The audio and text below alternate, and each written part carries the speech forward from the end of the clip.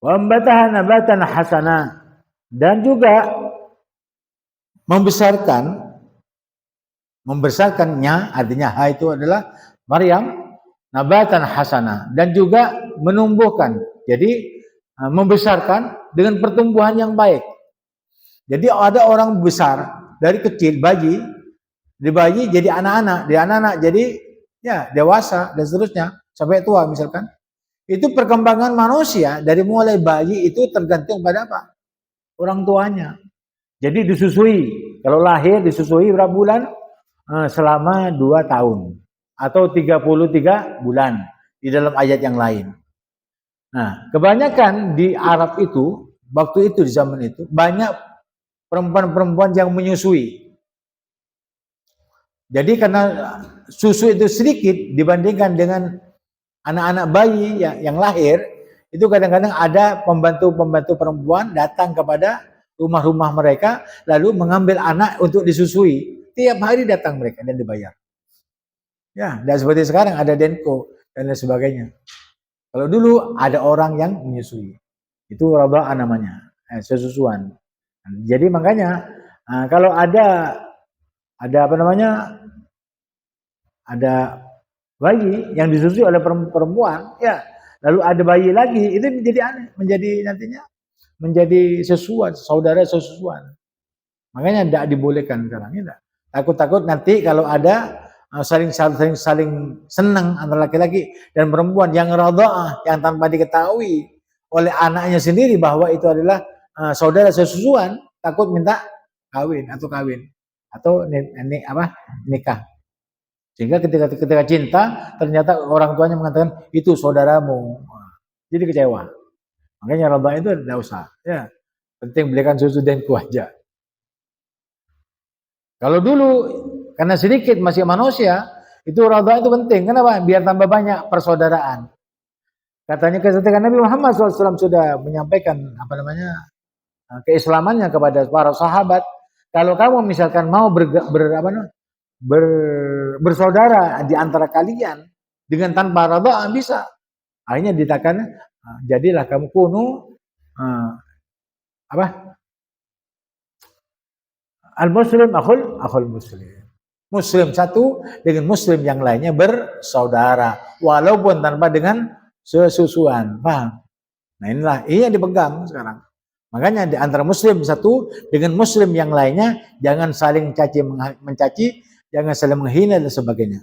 Asa yakuna khair minhum. Belum tentu yang mencaci itu lebih baik daripada yang mencaci. Makanya jangan suka mencaci. Belum tentu yang dihina itu lebih hina daripada yang menghina. Belum tentu yang dicaci itu lebih jelek daripada orang yang mencaci. Demikian juga perempuan. Asa ayakunna khairan minhunna. Perempuan tidak boleh mencaci perempuan yang lainnya. Belum tentu yang mencaci itu lebih baik daripada yang dicaci. Oleh karena itu tetaplah kamu ya berbaik terhadap saudara-saudaramu sesama Islam. Apalagi bersaudara, kandung dan sebagainya. Ya. Jadi kalau misalkan ada anak bayi yang dibesarkan karena air susu atau makan makanan yang bisa menjadi tumbuh kuat, katanya Al-Quran ini yang tersirat, jangan kasih makan anak-anakmu itu dengan hal-hal yang haram. Ya.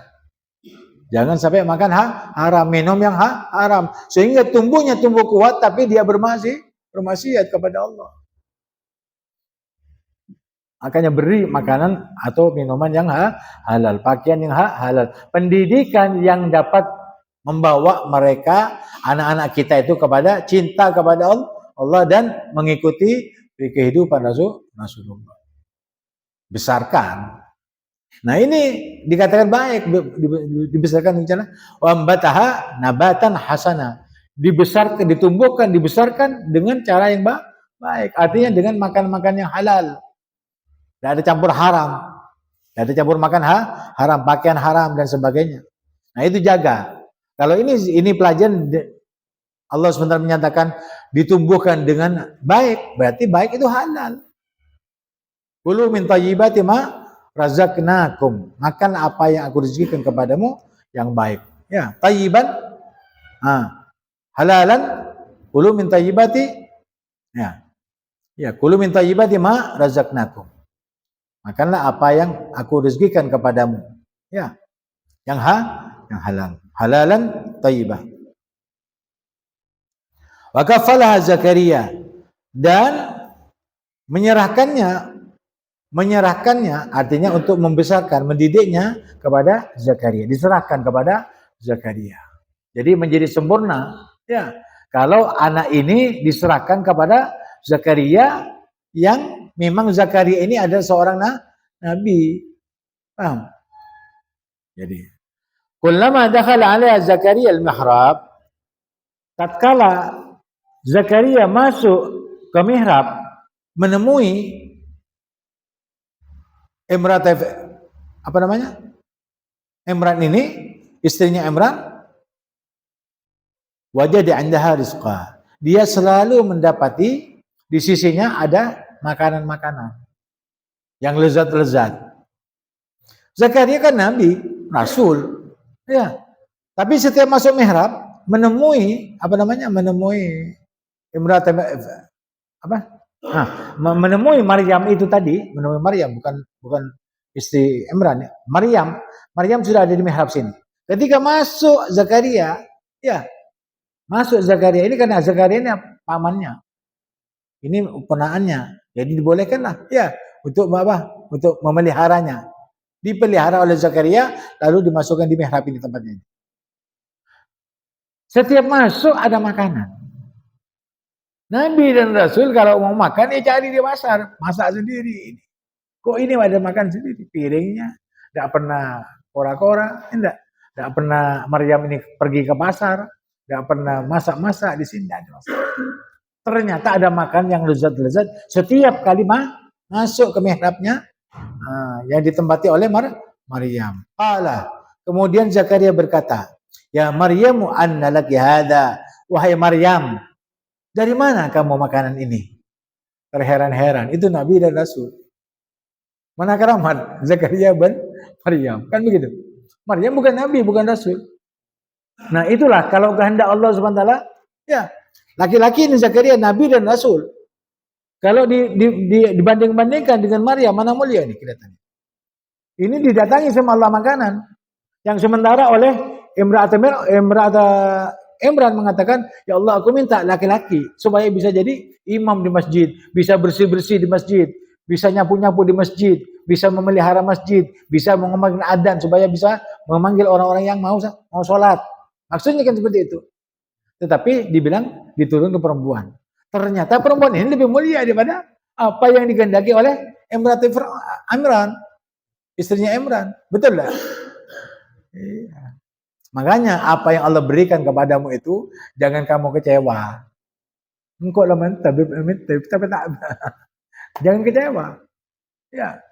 Semua itu memang Allah kehendaki untuk kita. Kalau ini kehendaknya Allah kepada Siti Maryam, supaya Siti Maryam ini luar biasa karamahnya, ya, seorang perempuan, bukan nabi, bukan rasul, tapi Siti Maryam bisa berbicara dengan malaikat.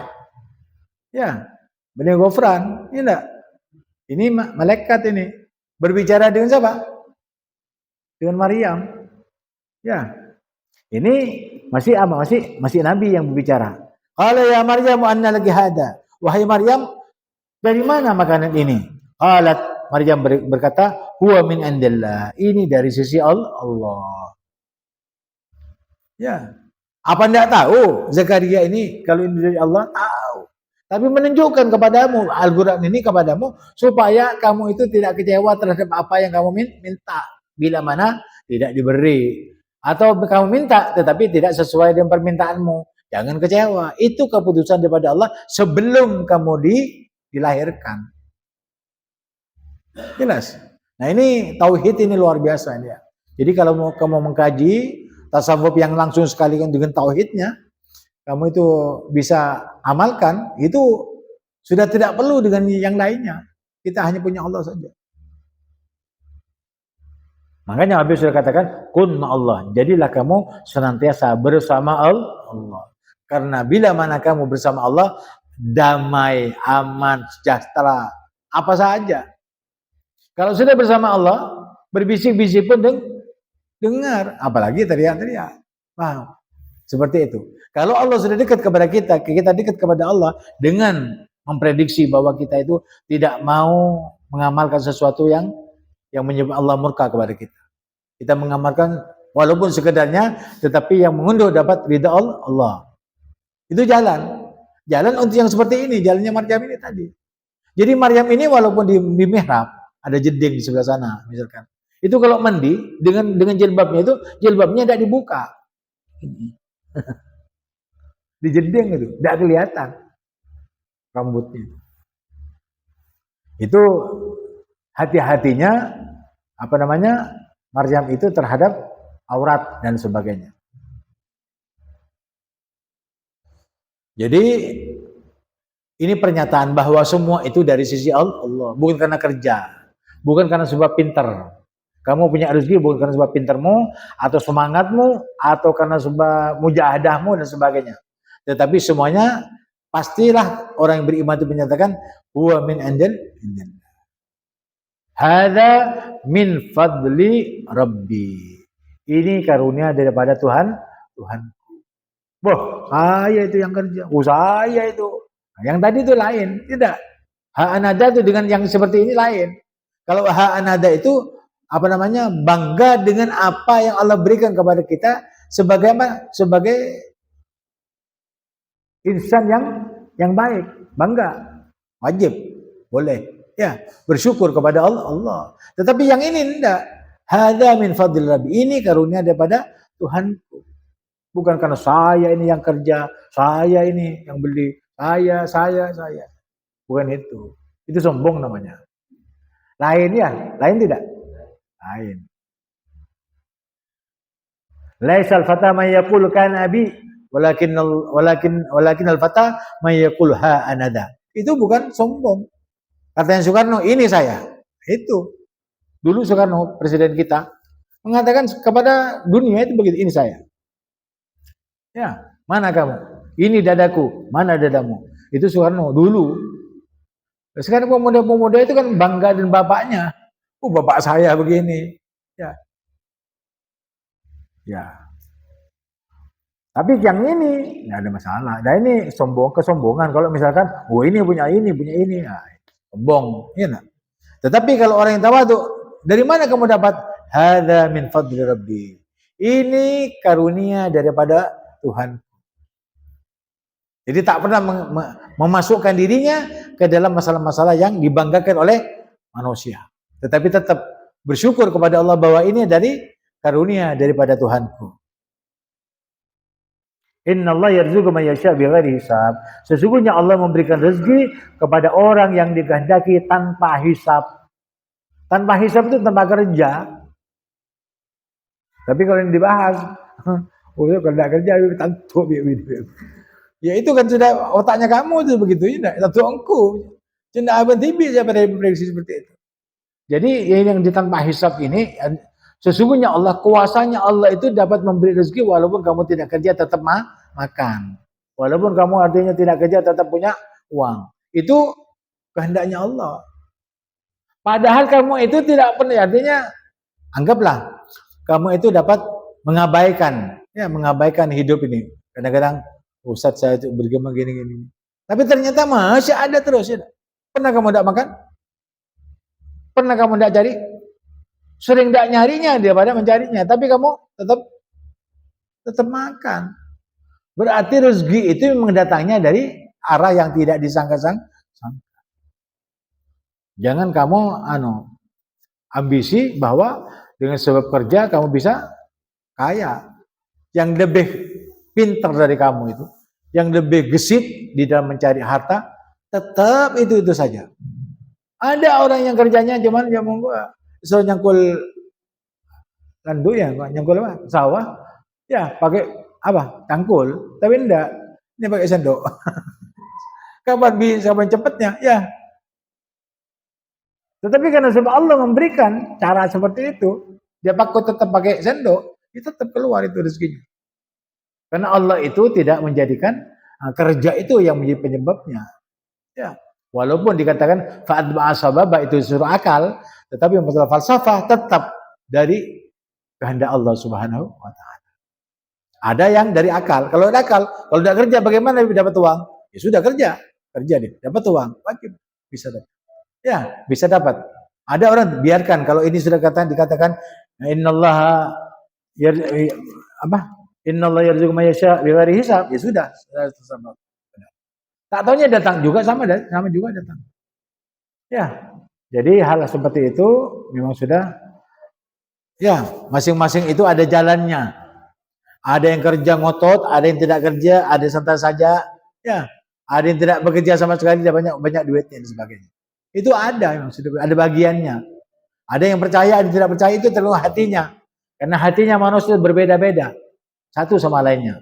Jangankan satu sama lainnya, di antara hati kamu itu ada hati nurani, ada hati sanobar. Hati nurani itu bisikannya menerima daripada bisikan-bisikan kebaikan dari malaikat-malaikat Allah. Dan hati sanobar ini hati menerima bisikan-bisikan setan dan keburukan. Serta apa? Hawa nafsu. Inna nafsa la'amaratan bisu. Itu memang sudah ada. Makanya diberi Al-Qur'an supaya kalau ada bisikan-bisikan setan atau bisikan-bisikan daripada hawa nafsu itu tadi untuk membawa kita kepada jurang kenistaan, ya, maka cara membentenginya dengan Al-Qur'an, dengan istighfar, dengan sholawat, dengan zikir, dengan tasbih, tahmid, tahlil dan lain sebagainya. Makanya ngaji itu penting. Jangan sampai kamu tidak ngaji walaupun ya jauh tempatmu, ya tetap ngaji supaya bertambah keimananmu kepada Allah Subhanahu wa taala.